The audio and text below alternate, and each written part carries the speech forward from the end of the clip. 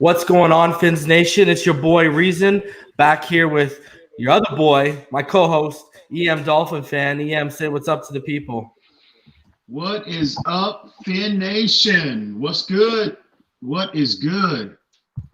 So today we're going to go over, this isn't going to be extremely long, but we're going to go over a couple things we've been hearing, some of the news and rumblings that have been going on since the big money spending by the Miami Dolphins in free agency. And let's hop right into it. Josh Rosen, the word a couple days ago was that Josh Rosen is now a trade target for the Patriots, and that's according to multiple sources. I went as far as I saw ticker where Josh Rosen is apparently their number 2 target right behind Jacoby Brissett. Jacoby Brissett's familiarity with Bill Belichick and everything going on there, it makes a bit of sense. And then we were listening at a Dan Orlovsky clip before we went live here, EM. And, Dan Orlovsky and the people he's talked to that are close to Josh Rosen, they're saying the same thing that we've said in terms of his processing speed, his on-field football IQ, that it's not where it needs to be at when it comes to the line of scrimmage, when it comes to defenses, disguised defenses, etc. I got 2 questions for you, EM. A, what are your thoughts on a possibility of a Josh Rosen trade to the New England Patriots? And 2, what is your value? What do you think we could get back in a trade with him? I don't think the trade can happen soon enough as far as I'm concerned. I've been on record consistently in voicing my, lack of encouragement as far as Josh Rosen translating into our potential franchise quarterback. I just think, a year in, going on 2 years now, I just think, I get it's a small sample size, him, it's his first year here or whatnot.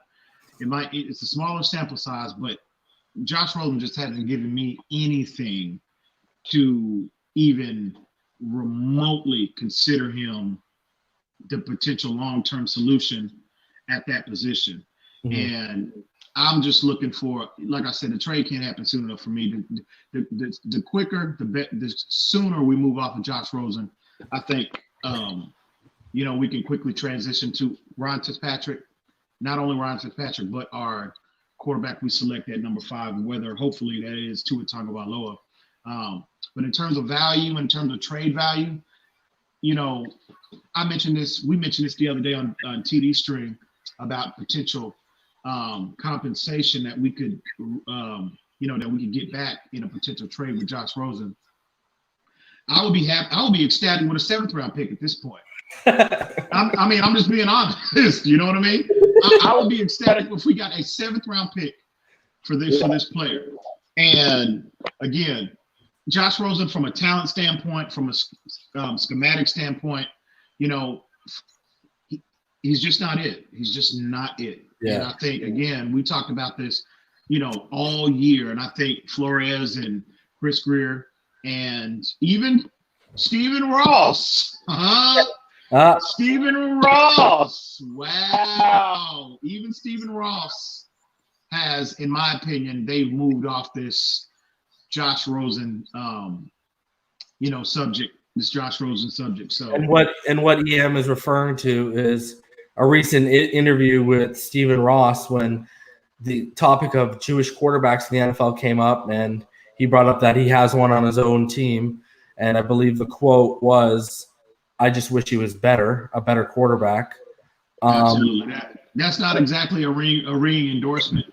And here's another thing. Yeah, we talked about it. For your franchise quarterback. When is the last time we've ever heard an owner throw a quarterback under the bus like that? Never heard that. Never in my years, all of my years that I have been, following the game the way that I do, I've never heard that scenario before. Never, not one. So and it's crazy. And I go back to this. I know when we were on the other platform, a couple people, were kind of, how do I say this properly? Kind of They were against what we were hearing and what the narrative coming out around the Crochet firing was among the run game, among the offensive line, among a multitude of reasons of why he got fired. One of them being that, from what we understand, he basically, when he came in there, he sold them on Josh Rosen and that he could develop and grow Josh Rosen, because we talked about this. The grading in that 2018 draft, from what we understand, it was Baker Mayfield and Sam Darnold were the guys they liked. And, they had a decent grading on Josh Allen as well, but Josh Rosen wasn't up there with those guys. And what's crazy, all of a sudden, Chad O'Shea and this New England staff came in, and all of a sudden it was a high grading on Josh Rosen, and we made a deal for a second-round pick for him. So, there is a lot of smoke to that in terms of Chad O'Shea's influence, because, me and you have also talked about this. What did Chad O'Shea ended up doing in terms of growth and development? He wasn't very good, and it ended up being Ryan Fitzpatrick was basically running chalkboard sessions and offensive meetings by the end of the season.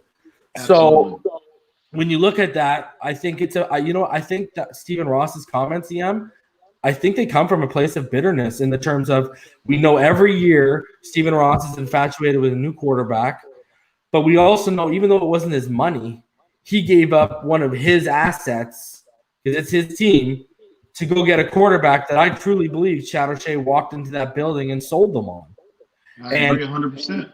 And when they see the return, not only is Rosen going to be gone, but now Chad O'Shea's gone. Absolutely. I think it left a bad taste in people's mouth. Yeah, and also again, and I mentioned this on other platforms as well. Look at what was available to us at that point in the draft. Look at, again, we are a offensive line deficient team. Dalton Reiser came in as a rookie, made the Pro Bowl. We at left guard. Eric McCoy for the New Orleans Saints, Pro Bowl level center. Those are glaring needs on our team. And again, I'm gonna piggyback off what you just said about the perceived bitterness that Stephen Ross feels, because again, look at what was available to us. If we just, again, Josh Rosen gave us nothing in terms of value. We got nothing from him.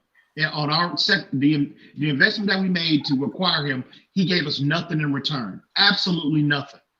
So again, that in addition to what was available and how the season played out and how well these particular prospects have played for their respective teams, we could have had one of those guys. Yeah. And that's a problem, transitioning into our current offseason. That's one less issue that we would have had, that we had to worry about. So, man, I agree with you 100%, my friend. 110%. And if you go back and look at the video, the expression on his face when he made that comment, oh my God, it spoke volumes. Yeah, it spoke volumes. As crazy as it is, it spoke higher volumes than what he actually said, because it was the exclamation point on what he said. Exactly, bro. Exactly. So let's segue a little bit into quarterbacks of the future here. So in pre-draft news, Ian Rappaport a couple days ago tweeted out that last week, when the Dolphins brought in players before the league closed facilities, a source had told them that their first call was to Alabama quarterback Tua Tagovailoa to try and bring him in. The logistics didn't work out for a visit, but that was their goal. Now, he originally deleted the tweet because at the end he said Miami picks number 3. And online, a lot of people jumped all over him and said, oh, is this a Freudian slip that there's something going on between the Lions and the Dolphins? He then reposted it, said the same thing all over again, but just changed the ending to Miami picks number 5. Freudian slip aside, I mean, you can dress that if you want. Doesn't that, if his exact quote is, source said their first call was to Alabama quarterback Tua Tagovailoa to try and bring him in. First call, What does that tell you, EM? Like, that tells me that what we're hearing consistently is true. Absolutely. I think it's a confirmation, a form of confirmation, bro. I agree with that 100%. We have been consistently hearing all year long that people that we trust, sources that we trust, sources that we've been following for years, and that have consistently year after year have put out a high accuracy rate on the projections that they make about our football team. And they have been consistent. They have maintained that high level of consistency regarding this potential prospect. And they still, to this point, are just as of last week, the things that I'm hearing, they are still adamant about Tua was the target, is the target, and if he's available within reason, he will be the target come April, I think, April 23rd. But I think, however, what has changed as I slide back and I kind of analyze things now, where things have somewhat changed in terms of I think the only thing that has changed, I think the level of interest hasn't changed, but I think because of Tua's potential long-term negative prognosis with this hip, I think the investment in terms of additional assets somewhat has changed. You see what I'm saying? Yeah. I think if Tua doesn't have that hip injury, they're willing to mortgage whatever to get to whatever point to select him. But I think now that's where the major concern is the hip, the long-term ramifications of that potential, and also what additional assets they would have to mortgage in order to trade up and secure him. Now, do I think they're still willing to trade up at some point? Absolutely, but it has to be within reason. I don't think they should, and I don't think they will mortgage 3 first-round picks to move from 5 to 3 or 5 to 2 to select him.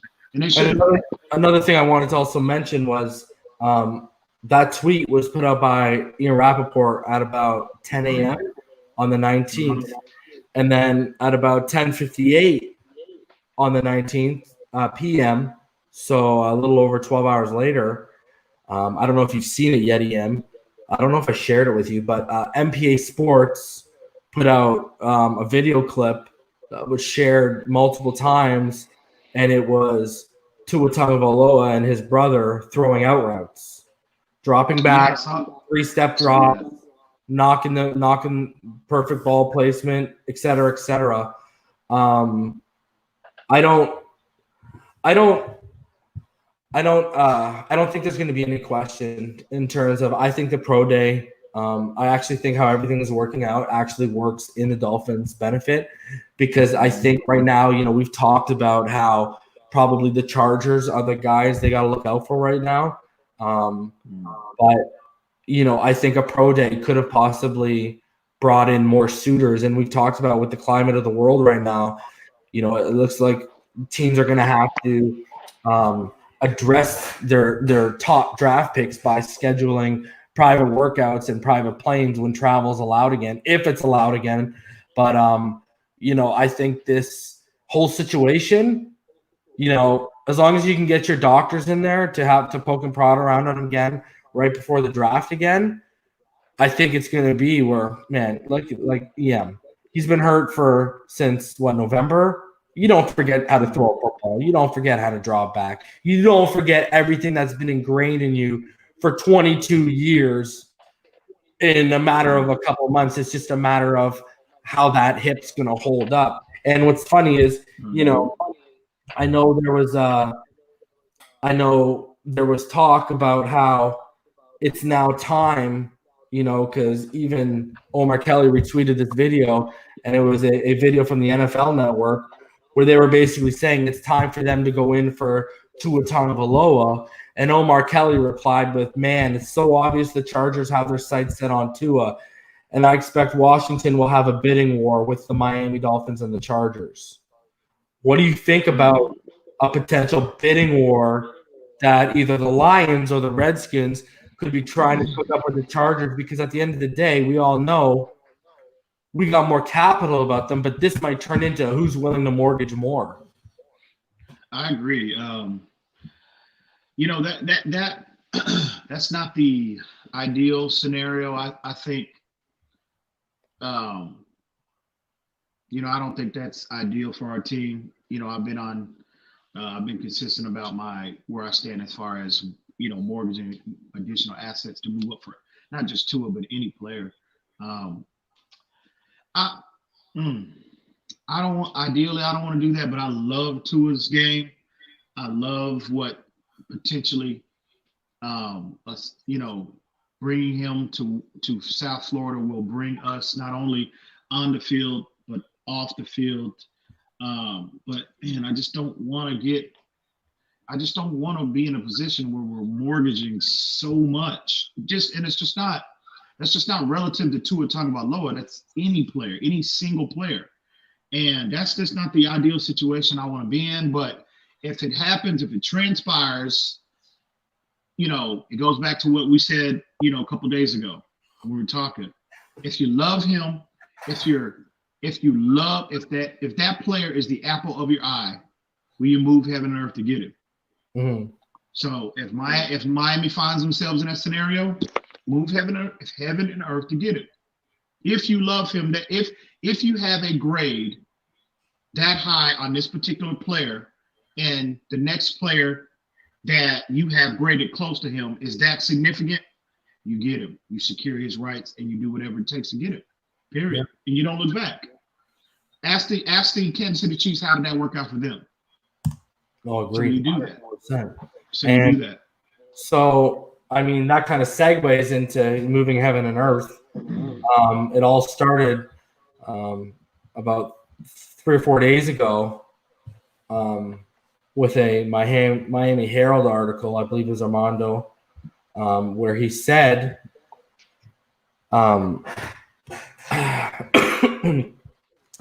that surprised this offseason, folks. Don't forget that. The Dolphins haven't forgotten. They know they're making moves and spending money, but people within the organization remain focused on the goal of drafting a quarterback in the first round of the 2020 draft. The Dolphins want to trade up to grab Joe Burrow with the first overall selection. If possible, they will make that attempt. But failing that, they will decide between Tua Tagovailoa and Justin Herbert.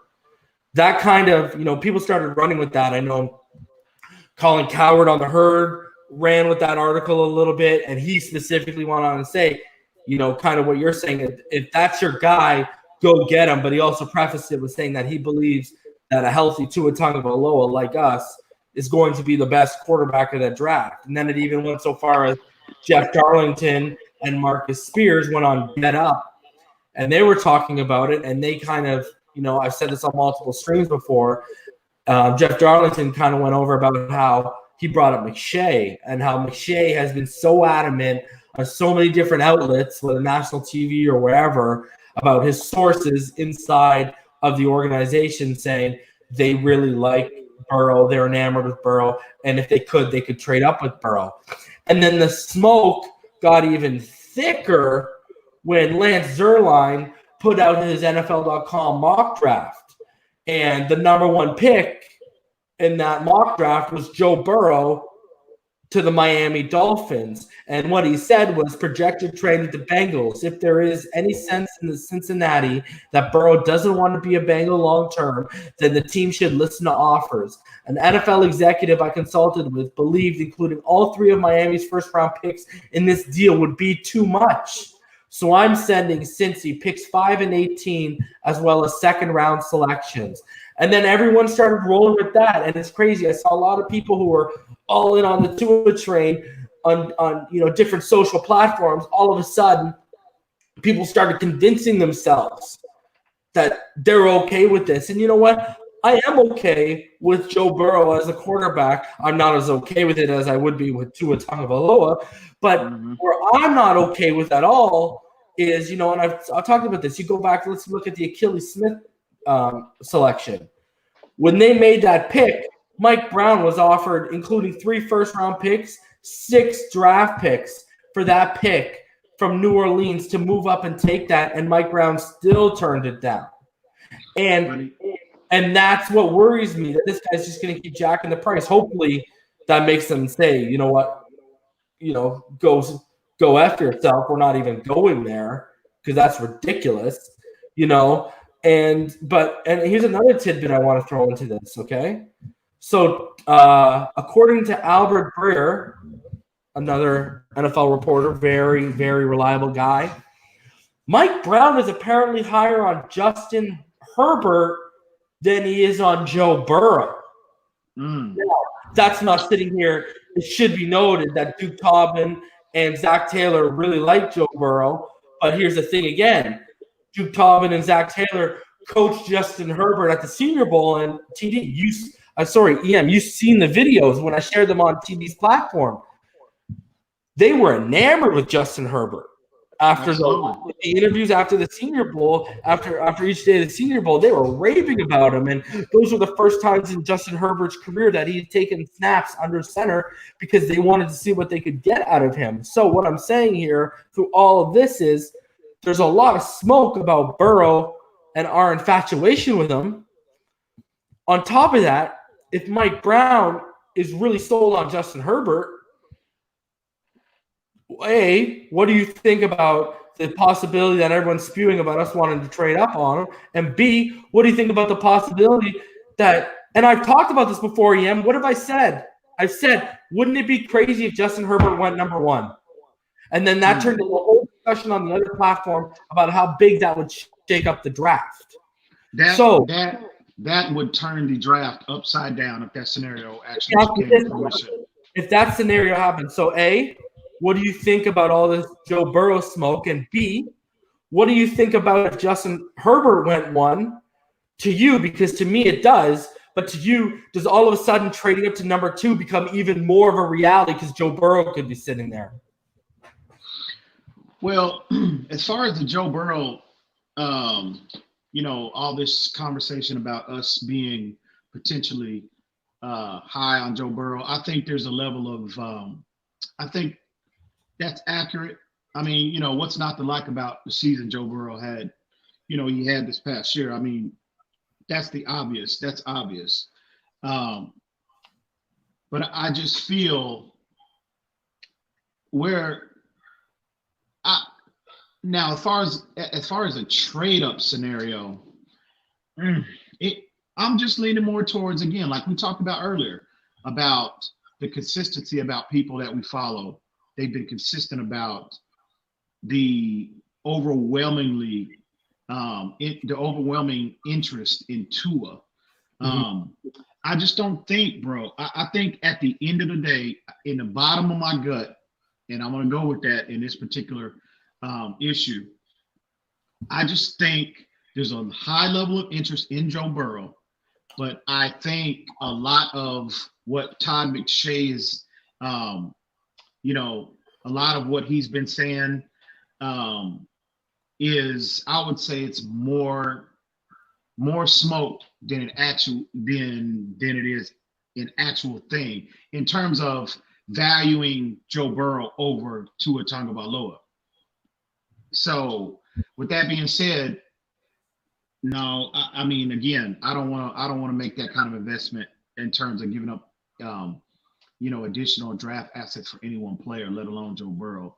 So if that scenario plays out, again, I told you, I mentioned this on previous platforms. If I'm the Dolphins, I'm calling the bluff. I'm sitting at 5 and I'm calling everybody's bluff because I think the interest that Cincinnati has in Justin Herbert is real. I think a lot of interest in Justin Herbert as a whole, even the Miami Dolphins, is a real thing. So again, I'm sitting there if I'm Miami, and if there is a trade up point, it's going to be to 3. I'm not going to 1. I'm not going to 2. I will entertain going to 3 if I'm the Dolphins. Yeah. But I think the smoke about Justin Herbert, bro, the interest level, I think it's been somewhat suppressed because I think that's been by design. Because I think a lot of teams have a high level of interest in Herbert. I really do, bro. And I mean, to be honest with you, I mean, we disagree. You know, we've had disagreements on our evaluation on him, you know, as a prospect at this point, but he's got a lot of physical ability to like. And again, what do we always talk about? Reason when coaches are picking that high in the draft, generally coaches prefer the elite physical traits as opposed to everything else because of the reconstruction of their games that's going to come when they select them regardless. So they prefer the physical traits, in my estimation, above everything else. See, I actually feel that the smoke is circling around Jordan Love. And the reason why, and not just with the Dolphins, with multiple teams. And the reason why I say that is after the combine, we heard how enamored multiple teams were with his workout, with his interview process, etc. Then all of a sudden it died down and everyone else's name has been thrown out. Like Herbert, Tua, Burrow. And that makes me think that a lot of people are talking about a lot of other players to stave other teams off their contingency plan. That's legitimate. That's legitimate. And I wouldn't be saying that, EM, if Jordan Love wasn't making national TV on multiple different shows and platforms right after the combine, then all of a sudden it died down. Like, you know what I mean? That to me, that doesn't make sense, because if that was Joe Burrow or Tua that had that combine, because everyone knows they're going to be one of the top two quarterbacks, you would still be hearing about it. But that's the thing, bro. You know, Herbert had a good combine, but everyone came out talking about Jordan Love from the combine. Well, I'm going to push back on that a little bit. I think they're pretty in terms of the how much they helped themselves. I think both of them are equal. I think they're on equal footing in that aspect, because especially but I'm just saying the way Love performed and from what was being heard from inside circles, McShay went and threw down $5,000 on national TV because he was so sure that he was going to go before Herbert. And I'm like, who does that? Like, you have to have multiple people telling you something to have. Right. Because it wasn't charity. When they originally threw it down, it was 10,000, and there was no talk of charity. And I was like, and you could tell they were getting really tense, how they always do when they get going at it. And I was like, who's telling you that for you to be that confident? That's legitimate. I get it. That's legitimate. I think, but let me preface that also too, EM.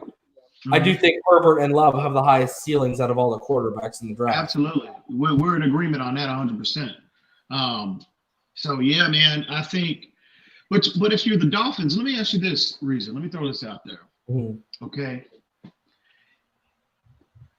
From the Miami Dolphins perspective, okay, obviously we're in agreement on we think, you know, that Miami has a higher grade on Burrow and Tua at this stage than they do Love and Herbert. We can agree. We're in agreement on that. Yeah. But if you're the Dolphins, okay, even if you have a favorable grade on Tua and Burrow as opposed to Love and Herbert, what if the gap in terms of their evaluation is not that high?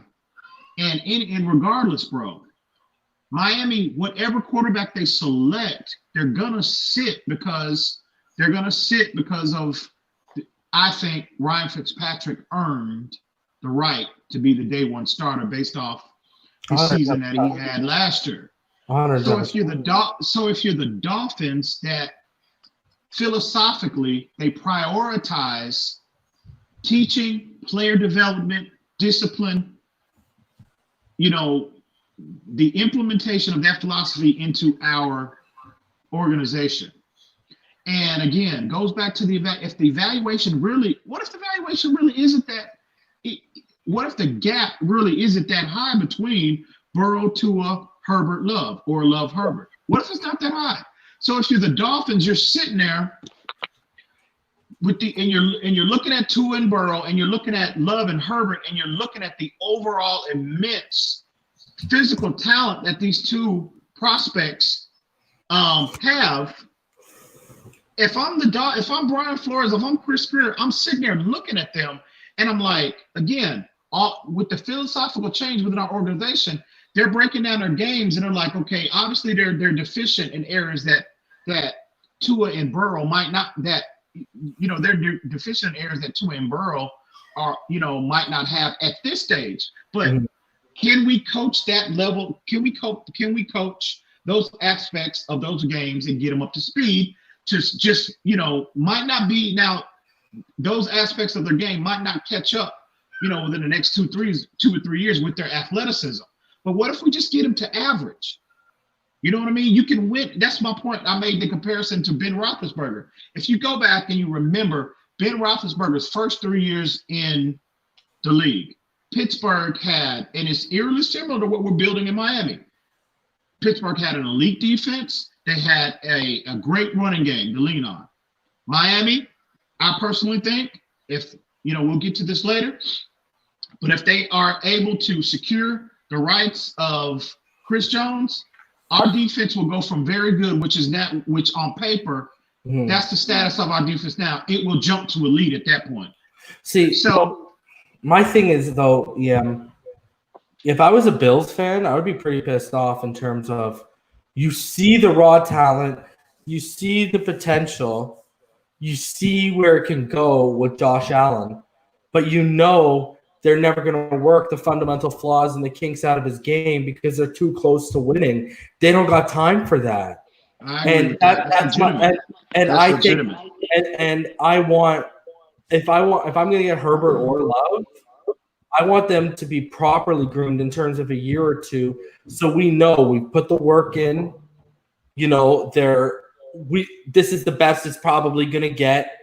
Let's roll. And I think even if they're not at their ceiling, they're going to be much closer to obtaining getting hired to that ceiling with the proper as opposed to a guy who, I get what you're saying, get him into OTAs, get him into training camp, get him up to speed on the game speed, but also the processing speed in terms of this is what you're going to have to look for, pre-snap, post-snap, et cetera, and then worry about the mechanics in your downtime and next off season and continue trying to work on that and develop that. My problem with that is, me and you have talked about this. The natural tendency for a quarterback is to go back to habits, to what your natural habits. And I don't think that route, I think that route is going to take 5, 6, 7 years to really start to break those habits and make new ones ingrained that he reverts to under times of pressure, et cetera, et cetera. Whereas I think that could be limited to a year or only a 2 needed when he's just sitting. You know what I'm saying? Think about this, bro. That's the pretty much the trajectory of every quarterback, with the exception of maybe and we can agree that as great as Patrick Mahomes is, he still needs refinement in areas of his game. So that's where I push back. He still needs refinement, and he sat. Imagine if he didn't sit, because I agree. He talked about this in an interview a couple of weeks ago. You remember he said that he didn't really properly know how to read defenses pre-snap until this year. Exactly. But again, that's why I prefaced everything that I was saying with whomever they select, whether that's Tua, Burrow, whomever, they're gonna sit behind Ryan Fitzpatrick. I think that is the approach that the Dolphins are gonna take. Yeah, my problem is I really think 2 things with guys like that. And I've told you this before. This is a reason why I want Tua, because I know they're probably going to be forced for the majority of the season to sit him. But I really see a guy like Herbert, even possibly a guy like Love, but definitely a guy like Burrow. I could legitimately sit here and say if they draft him, I bet you he starts day 1. I agree with that. Herbert or Love, if they drafted them, I would say to you what I've said before. If Fitz starts crapping the bed in the first 4 to 6 games, buddy, they're going to be calling for Herbert or Love. And you know what it is, too? It's because one of these guys is probably going to be picked in the top 5. And the automatic assumption, and we see it in the comments all the time, the automatic assumption is, oh, we've picked a guy in the top 5. He's a day 1 starter. Well, guess what? Quarterbacks next to when you get into the offensive line or the interior of the defense, nose tackle, those are the hardest positions to learn in football. And there's going to be growing pains, especially when you talk about a position where basically the ball's in your hands 80% of the game. Like, but so you know something. But you know something, Razor. That, man. That's definitely legitimate. That's legitimate. But I look at it again. This is where I push back. That's the exact same scenario that happened with Ben Roethlisberger. Because if you remember, Tommy Maddox was their starter. Yep. If you recall, from the XFL, buddy. Yeah. And the fan base, started calling for Ben Roethlisberger to start. Yeah. And ultimately he did. And I'm just saying. Really good team, though. Yeah, I mean, that was absolutely. He had a really good team, et cetera, et cetera. But I think, if you look at our overall team, bro, with the additions that we just made in free agency, and again, on paper, our defense, in my opinion, is top half of the league right now. As of right now, as the way it looks on paper right now, it's easily. Well, I've told you this when I look at the defense and I look at if they shore up that offensive line. I've said this to you. What have I said? I've said if you shore up the offensive line, which we know they're going to do in the draft, and with the way they built that defense, it looks like they're ready to compete now, and it looks like they're ready. They're ready to drop that. That's why, again, I'm pressing. I would not be surprised if Joe Burrow started day 1 because they're going to say, "Well, that's our guy. We're ready to win now. Throw him in there." I hear you. Would you? Well, I agree with you. Fitzpatrick's earned the right to start. So I don't agree with that, but I'm just thinking of a realist here. You know what I mean? That's all. I think, yeah. I mean, I think, bro, on paper, like you said, as of on paper, as we stand here today, when you're evaluating the overall roster, okay, 1 through 53, bro, the only glaring holes that we have is that offensive line at this point. That's it. That's it. And a safety. That is it. And one safety. One safety. Yeah. And that's it. And if Mika was here, all we'd be saying is fill the line and get your quarterback your done. Oh my God. And to run it back in the future. Oh my God, bro. Can you imagine Minka Fitzpatrick on? Oh man, I don't even want to go back down that. Oh, it makes me sick, bro. Anyway. Makes me sick. But anyway. So, I mean, you kind of alluded to it earlier, but let's start the topic that'll segue into that.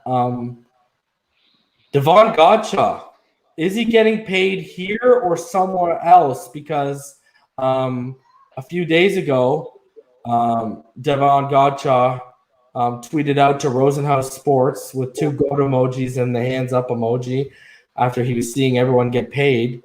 And Drew Rosenhaus replied, "You're next at Shawdown." What do you make? And he obviously spelled "you're" wrong. He spelled Y-O-U-R instead of Y-O-U''RE. Way to go, Drew. All that money you can't even get an education. So, I mean, I guess you don't have to be a rocket science to be a sports agent, even though much love to all you sports agents. I interned with a hockey agency when I was in high school. I love it. The nuances of the negotiations and the contract deals are absolutely crazy once you get in there. But anyways, that's getting off topic. What do you think about this? Drew Rosenhaus implying that Devon Godchaux is the next up to get paid. Without getting into the player we're going to talk about in a second. I want to preface everything that we're going to that I'm going to say with I love Devon Godchaux as a person. I think what he's brought to the Dolphins, off the field, stand-up guy. I think, you can't state that enough of the high quality of person that he appears to be. But with that being said, I don't think he's going to get paid here. I look at Devon Godchaux and the money that Miami has allocated to all these other positions, and potentially, I'm going to say this: if we are to acquire Chris Jones, it's 100%. I mean, he'll be walking the green mile at that point. Yeah, his tenure in Miami will be over. I think they'll eventually let him walk, sign a relatively modest deal with a different team, and they will collect the potential compensatory pick in return.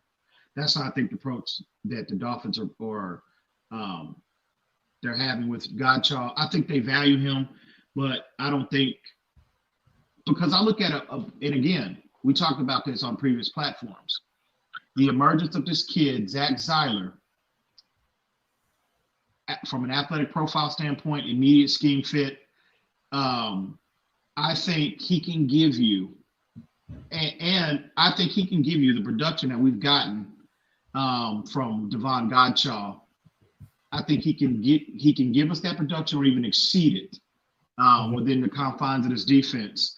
And he's not going to work, and he's not going to require at this point a huge investment. And Godchild, I think, again, much respect to him, but I just don't think he's worthy.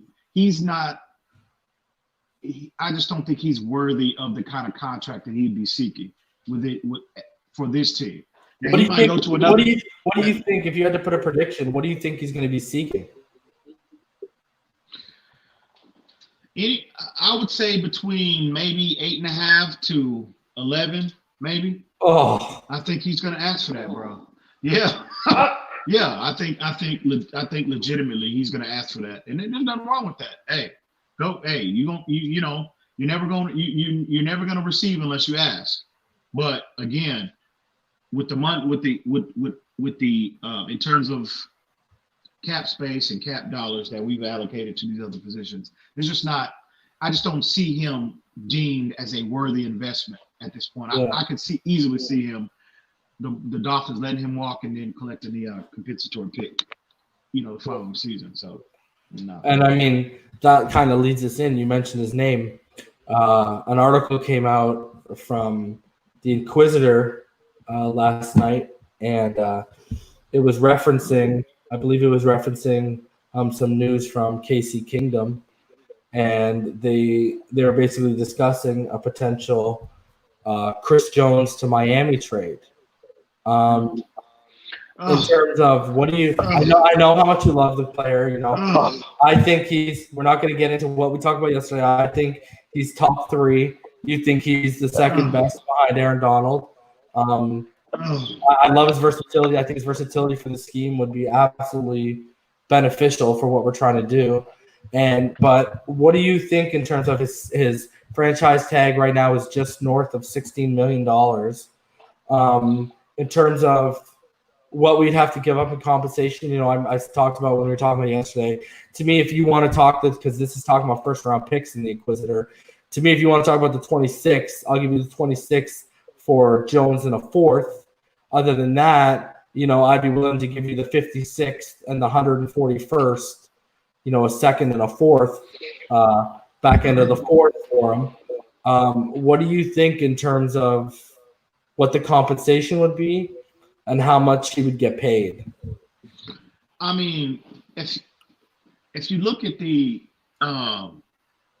if you look at the contracts the compensation that was given for a Laramie Tunsil, 2 first-round picks, for a Jalen Ramsey, 2 first-round picks, you're talking about arguably, we can debate that all day on who's better, who you prefer, who you think is better, whatnot.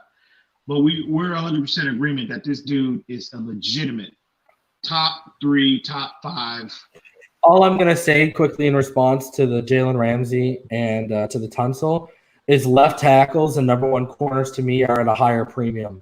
But I would agree with that. And also, I think, you're catching Kansas City at a time where they're, there might be a level of desperation maybe that they might be facing because of the potential Patrick Mahomes contract that he's going to warrant.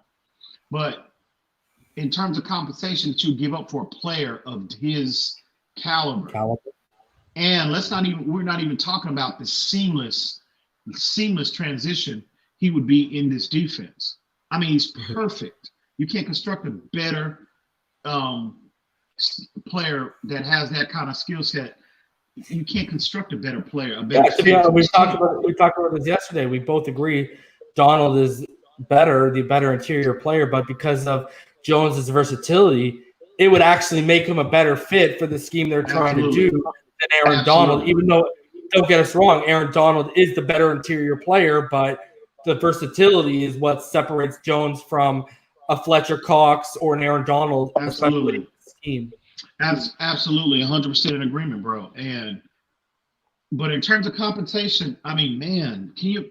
Well, I want to say, would you be okay with just a 26th pick for him? Oh, absolutely. I was thinking I mean, ideally, you don't want to give up less, but I was thinking more the 26th and additional late round picks to secure him. But I would rather make that trade. I want to see exactly how the draft unfolds, with us potential selecting our quarterback at 5, or we have to trade up. Because if we have to trade up and give up additional assets to secure our quarterback, I think this trade that minimizes the possibility of this trade happening. This is a post-draft trade to you with 2021 assets. Well, to be honest with you, Reason, I don't want to dip into our chest of draft capital for 2021. I'd rather give up compensation in this year's draft, because I think next year's draft overall is going to be much deeper than this one. So you're saying this would be this is a trade you would make before you come to the 26th pick after 18th or whatever. Yeah, but I want to make sure we can secure. I just want to be in a position to make sure we'll have the capital to get our quarterback at 5, or we have to trade up, and then I would address the Chris Jones, because I don't think it's going to take 2 first-round picks, or even if it takes. If we have to give up, for example, if we have to jump to 3 and we have to give up 5 and 26, okay, so be it. Okay. And then we still have 18 to address the tackle position. I deem the trade up to get our quarterback is more worthy than, even how great a player he is, and as much as I want him, I think that's more of a pressing need long term than what acquiring Chris Jones would be. But don't you think a tackle is more of a pressing need right now than Chris Jones? Oh, absolutely. That's why I'm saying I would rather hold on to our 3. I want to see how things unfold with the possible trade up, that the investment we would have to make in a possible trade up to select our quarterback and our tackle, as opposed to making a trade for Chris Jones now and then being stuck come draft day. You know what I'm saying? Yeah. So I love the player. I want the player. We all know how I feel about him, but I just think tackle, quarterback is more of a pressing need at this point. Now, if we have to, I would entertain. I'm not moving that Houston pick next year. Under any circumstance, I'm not touching that. They're one injury away from that being a top 5 pick. Exactly.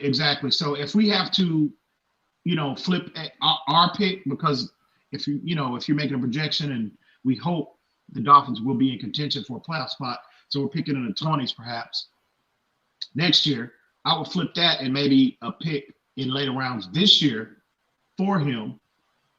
But again, I still would like to wait and see what the kind of investment we would have to make in a potential trade up from 5 to 3, or if they're going to go all in for Burrow or whomever, 5 to 1. So before I entertain that, but I'm keeping Kansas City's number on speed dial, and I'm telling them, look, just give us a little time, just give a little more time. So, and then if we wait longer, that desperation heightens from a Kansas City perspective, because they know that massive contract from Mahomes is coming. They know that. Oh yeah. It's time to collect. And they already have $100 million pressure player on their D line anyway with Frank Clark. Yeah, but the thing I've heard since they won is, the quote that was famous by Patrick Holmes after the one is, I now know what it takes to win. So I actually don't think he's going to absolutely break the bank like people think. I think he's going to take a somewhat friendly deal to continue winning.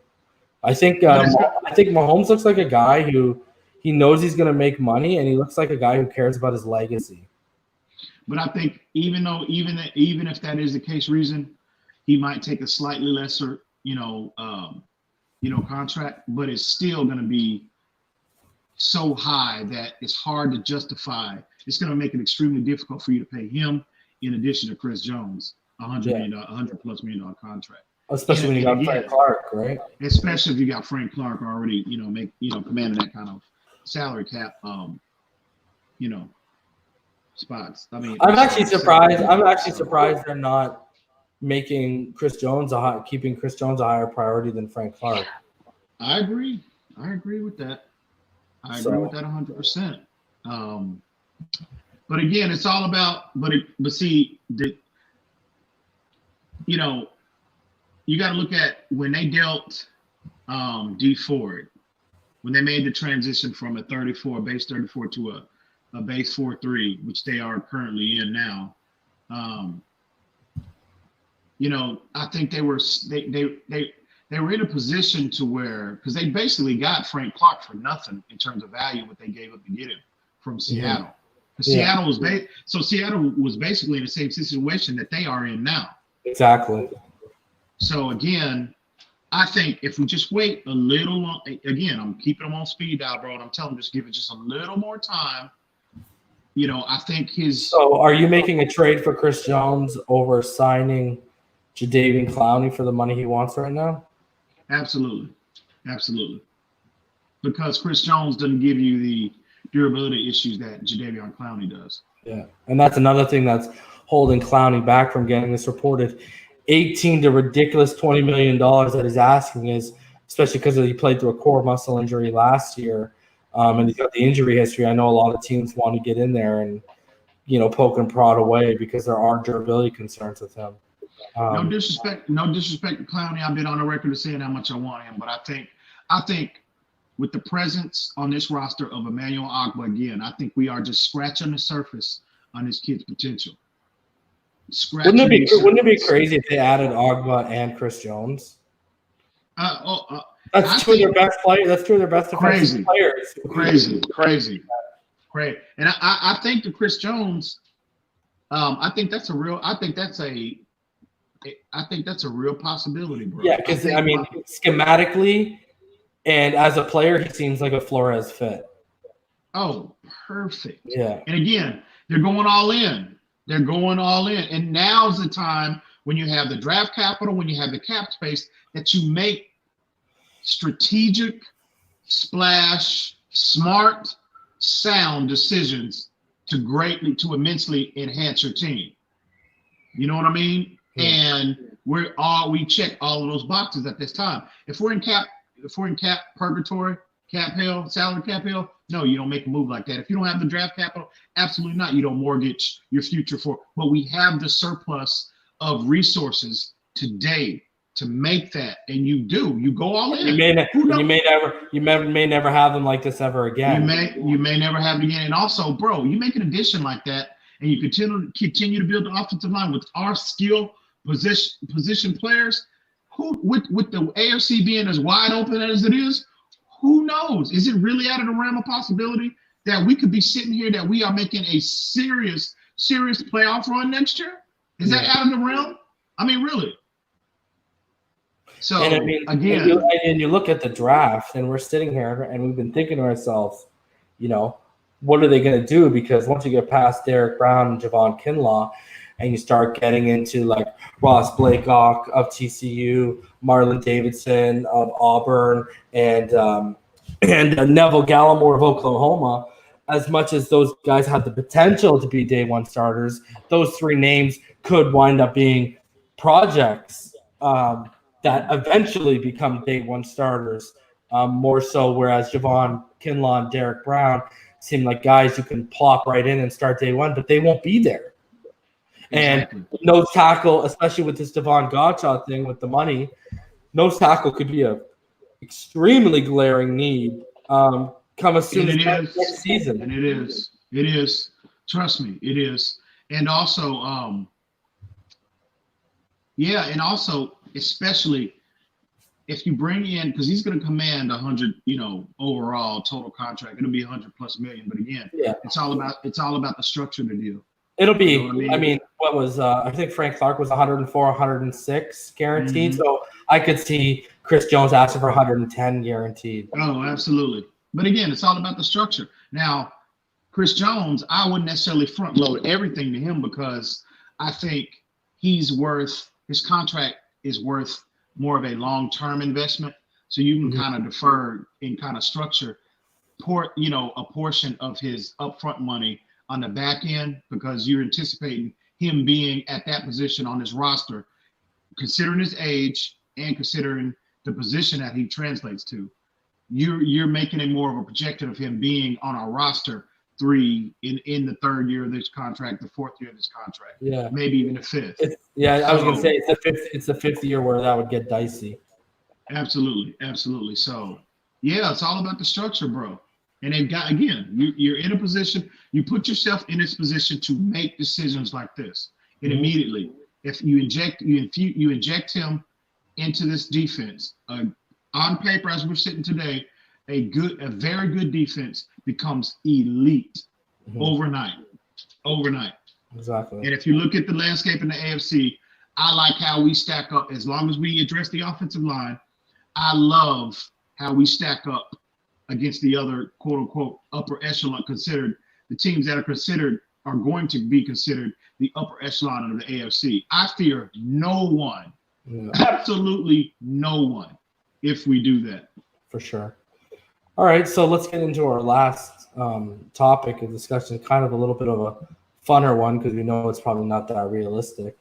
But about 25 hours ago, Pro Football Network Bets, PFN Bets, on Twitter, put out an interesting tweet that I told you about last night. I'll read it. Somebody sure thinks Jameis winds up in South Beach, and then connected to it are the current betting odds that are cut off on March 22nd, 7 p.m. So tonight, I believe at 7 p.m., these odds are cut off. But right now, the number one odd is Miami at minus 130, then Washington at plus 250, then the Chargers at plus 600, then New England at plus 700, then Jacksonville at plus 800, then New Orleans at plus 1100, and then Dallas at plus 1500. What do you think about? Do you think that's just a matter of people being out of touch?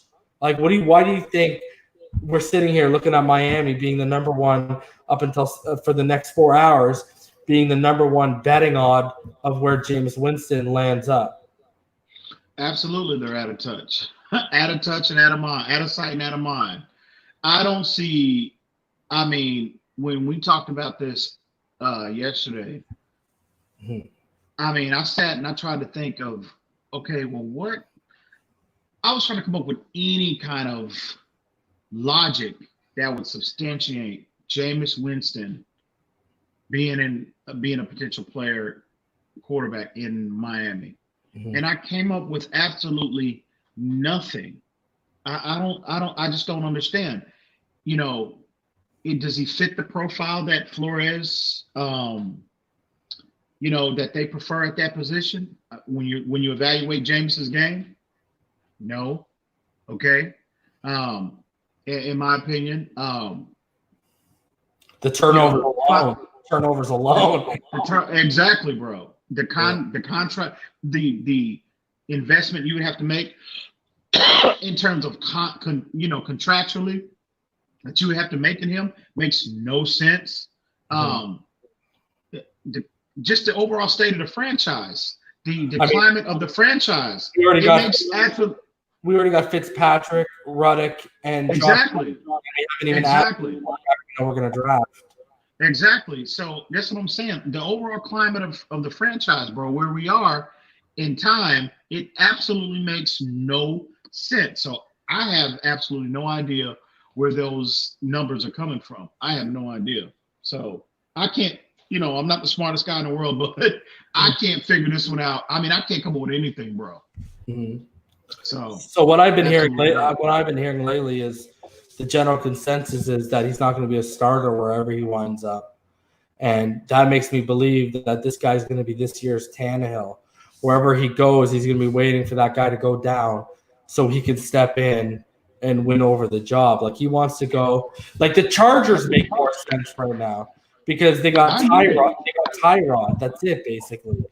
But at the end of the day, here's the thing. Whether you're the Dolphins or whether you're the Chargers or whether you're a team drafting a quarterback, is Jameis a guy? And competition aside, is Jameis a guy you want to be in the room with whoever you draft? And absolutely not. No. Now, if that were to, if for example, let me ask you this reason: if they are correct, and we sign Jameis Winston. Okay. Does Miami make a quarterback move at 5? Yeah, because I think Winston would only be on a 1-year deal. Check this out. What if you trade Rosen, you draft 2 at 5, and you say, guess what, 2, you're sitting. Fitzpatrick's your starter, and you have Winston on the roster where if Fitzpatrick goes down, Winston can go in for this year, and then once that contract's up, it's to his backfield. He's just the insurance whether we get it's tragic. That's the only feasible way I could think about it is he would be the insurance for 1 year while Tua sits in red shirts, and then he is the insurance for if it's tragic incident or if Fitzpatrick gets hurt. That's the only – and then after 1 year, after the Fitzpatrick situation plays itself out, in 2021, Winston's contract up. We don't need you as an insurance.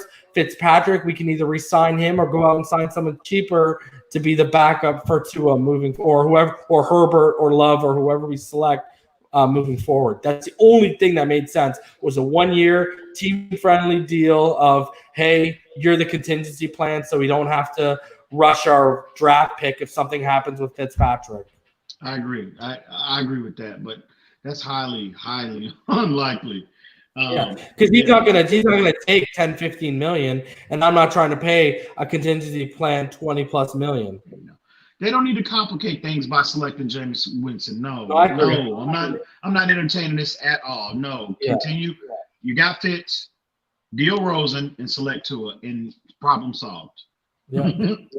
So no. Well, I guess that's it for today with our news and rumblings. We are going to be back this week, lining up an interview, and where we're going to go over the top quarterback prospects in the NFL draft. That'll be within the next couple of weeks. So I think we're aiming right now for the first week of April. But this week, one of the shows we are planning out is EM is going to go a little bit in depth on the Shaq Lawson, the Emmanuel Ogbah, and the Kyle Van Noy signings, from what I understand. And we're going to go forward with that. We're going to educate and inform a little bit about that. It's going to be, we talked the last episode about we're going to eventually get into player evaluations. Well, this is going to be, a shell player evaluation of the 3 of those guys, but more so how they fit the scheme, why they're such a good fit, and why they are really good signings, borderline A signings, A+ signings, whatever you want to call them. And EM's going to drop some info, drop some knowledge on all of y'all. But anything else you want to say before we get out of here, EM?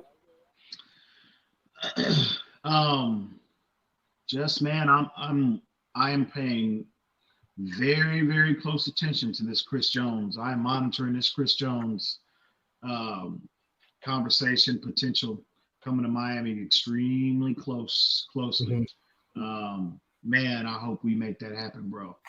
And I just want to say that's another reason why you probably won't see this Edge video till at least after Wednesday, because we want to let this week play itself out a little bit, see if there is a fire behind the smoke, and if there isn't, we'll just move ahead forward. And then if the Chris Jones things happen down the line, we'll do a separate video dedicated just to him, and that'll probably actually end up being more of a player evaluation video for Chris Jones. Absolutely.